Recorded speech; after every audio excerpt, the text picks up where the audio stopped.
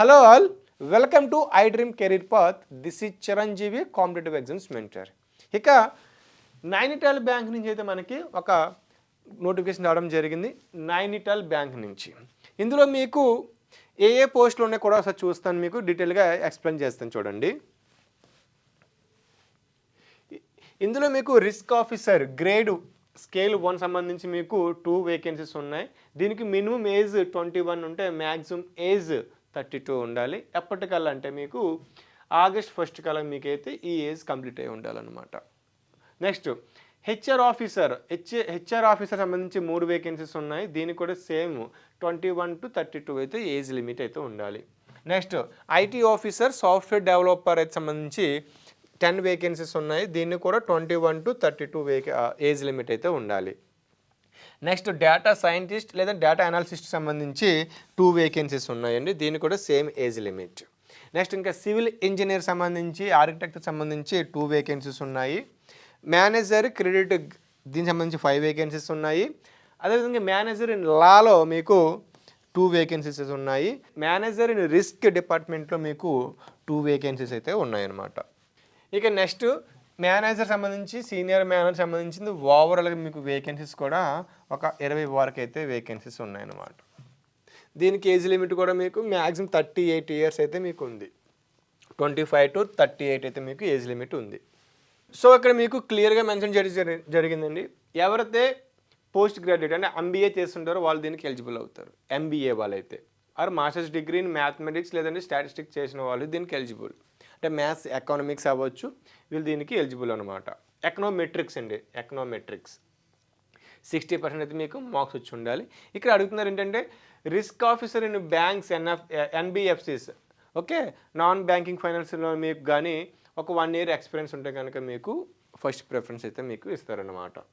Next HR office కూడా మీకు minimum MBA అడుగుతున్నారు. అదేవిధంగా ఐటీ ఆఫీసర్ కూడా ఎంటెక్ లేదా ఎంఈ అయితే మీకు ఎంసీఏ కూడా మీకు క్వాలిఫికేషన్ అయితే ఉంది. డేటా సైంటిస్ట్ లేదంటే అనాలిసిస్ట్కి సంబంధించి మీరు బ్యాచిలర్స్ లేదంటే మాస్టర్స్ డిగ్రీ చేసి ఉండాలి డేటా సైన్స్లో, ఓకేనా. నెక్స్ట్ సివిల్ ఇంజనీర్ కూడా గ్రాడ్యుయేట్ అని బీటెక్ కానీ బీఈ కానీ ఉంటే సరిపోతుంది మీకు. నెక్స్ట్ మేనేజర్ క్రెడిట్ గ్రేడ్ సంబంధించింది అయితే రెగ్యులర్ మీరుగా డిగ్రీ లేదా post degree and post graduate చేసి ఉండాలి ఎంబీఏలో, అది కూడా ఫైనాన్స్ డిపార్ట్మెంట్లో మీరు ఎంబీఏ చేసి ఉండాలి. నెక్స్ట్ మేనేజర్ సంబంధించి లాలో మీరు బ్యాచిలర్స్ ఎల్ఎల్బి, మీరు బ్యాచిలర్స్ డిగ్రీని ఎల్ఎల్బి చేసి ఉండాలన్నమాట. ఇక మేనేజర్ రిస్క్ ఈ పోస్ట్ సంబంధించి మీరు గ్రాడ్యుయేట్ లేదా పోస్ట్ గ్రాడ్యుయేట్లో ఎంబీఏ మీరు చేసి ఉండాలి. సో శాలరీ విషయానికి వస్తే మీరు ఆఫీసర్స్కి అయితే, ఆఫీసర్స్ పోస్టులకి అయితే మీకు పే స్కేల్ మీకు 48,000 ఉంది. మీకు ఇన్ హ్యాండ్ అనేది మీకు 70K అబోవ్ అయితే మీకు ఉంటుంది. 70K అబోవ్ అయితే మీకు ఉంటుంది. నెక్స్ట్ మేనేజర్స్ లెవెల్కి అయితే 64,000 ఉంది. దీనికి ఇంకా 1 lakh వరకు నియర్లీ శాలరీ ఉంటుంది. అదేవిధంగా సేమ్ సీనియర్ మేనేజర్ లెవెల్కి అయితే 85,000 పే స్కేల్ ఉంది. మీకు ఇది 1.5 lakh వరకు అయితే శాలరీ ఉండడానికి అవకాశం ఉంది. నెక్స్ట్ ఇక ఫీజు అప్లికేషన్ విషయానికి వస్తే మీరు ఫీజు అనేది మీకు 1,500 ఫీజు అయితే ఉందండి. గుర్తుపెట్టుకోండి, ఎవరైతే ఎంబీఏ చేసి ఉంటారో వాళ్ళకైతే గుడ్ న్యూస్ అని చెప్పవచ్చు. ఎంబీఏ చేసి ఒక 1 year ఎక్స్పీరియన్స్ ఉంటే కనుక మీరు ఈ పోస్ట్కి అప్లై చేసుకుంటే మీకు లక్షల్లో జీతం రావడానికి అవకాశం ఎక్కువ ఉంది, ఓకేనా. నెక్స్ట్ విషయానికి వచ్చినట్లయితే మీరు ఏ విధంగా అయినా సరే పేమెంట్ చేసుకోవచ్చండి. మీరు ఏ విధంగా కానీ ఆన్లైన్ అయితే మీరు పేమెంట్ చేయవలసి ఉంటుంది. ఇక మీరు ఫోటోగ్రాఫ్స్ అండ్ సిగ్నేచర్ కూడా మీరు అప్లోడ్ చేయవలసి ఉంటుంది. అప్లై చేసేటప్పుడు మీ ఫోటోగ్రాఫ్ అండ్ సిగ్నేచర్ కూడా మీరు అప్లోడ్ చేసుకోవాల్సి ఉంటుంది. ఇక్కడ గుర్తుపెట్టుకోండి, ఏ ఎగ్జామ్కైనా మ్యాక్సిమం ఇదే సైజ్ మెయింటైన్ చేస్తారు. 4x5 x 3.5 అయితే మీకు మెయింటైన్ చేస్తారు. కాబట్టి ఒక్కసారిగా మీరు ఏం చేస్తారంటే మీ ఈమెయిల్లో మీరు మీ ఫోటోను, మీ సిగ్నేచర్ను ఒకేసారి మీరు సేవ్ చేసుకొని ఉంచుకుంటే బెస్ట్, ఓకే. ఇక నెక్స్ట్ ఆన్లైన్ ఎగ్జామ్స్. మీకు ఈ ఎగ్జామ్ సంబంధించి మీకు సెంటర్స్ ఎక్కడెక్కడ ఉన్నాయని చూడండి.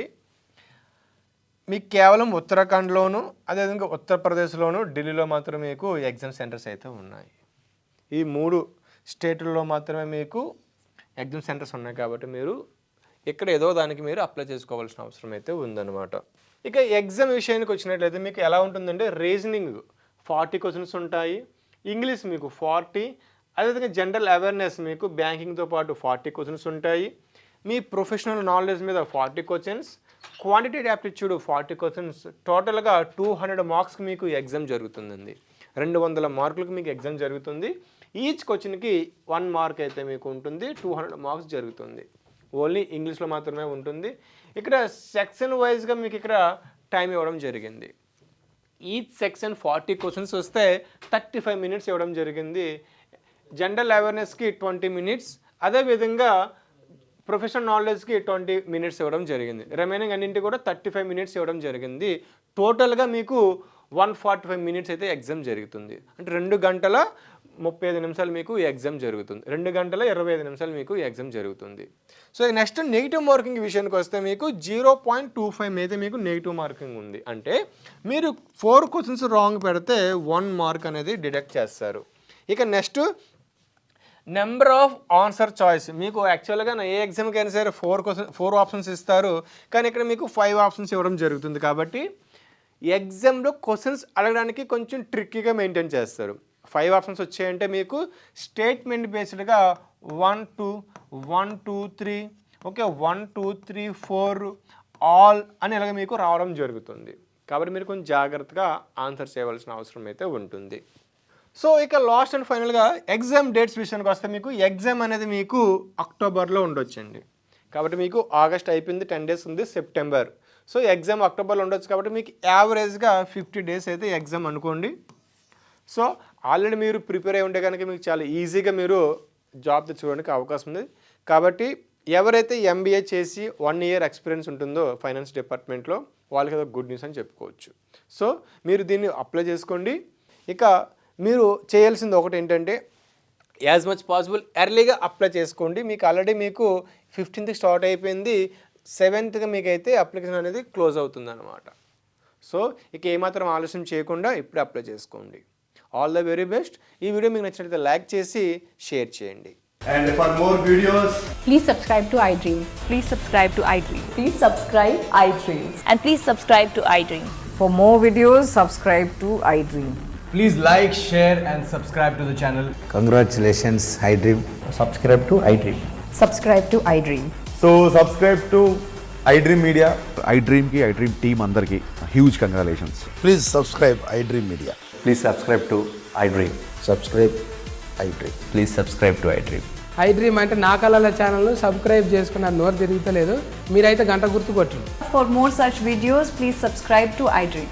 Subscribe to iDream. Please subscribe to iDream. Please subscribe iDream Media. Please do subscribe to iDream. Please subscribe to iDream Media. For best entertainment and information, please subscribe iDream. And don't forget to subscribe to iDream.